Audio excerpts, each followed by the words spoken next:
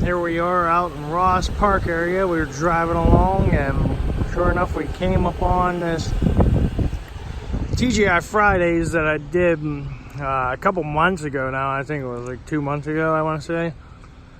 And they are tearing it down. So I picked a really good time to do this when I did, and this is what's left of it. Not much. Oh wow, you can see in there. I think I can zoom in. This is TGI Hospitality. Look at that. What are the odds? Come back out. There we go. That's pretty funny. Violators will be prosecuted. Osmond Hensley Incorporated Builders.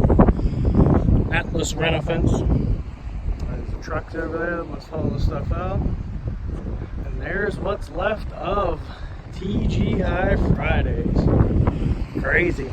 I heard this place, a coworker of mine told me that 2 months ago, or not 2 months ago, it closed like 2 years ago, I believe, he said. And yep, now it's gone. That's all she wrote. And I wanted to surprise you at the end of this. There's a Mr. John Porta John down here. I wanted to do a quick review of it after we take a better look at just the chaos over there. That's the best way to put it, I'd say. Looks like there was where the old sign was, right by the John.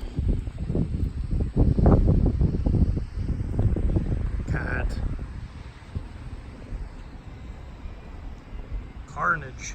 That's the word I was looking for. I said chaos at first, but I'm thinking carnage. Oh, nice and shady over here. Yep, so that's all she wrote with that. Figure we'll head in this Mr. John and give it a quick review.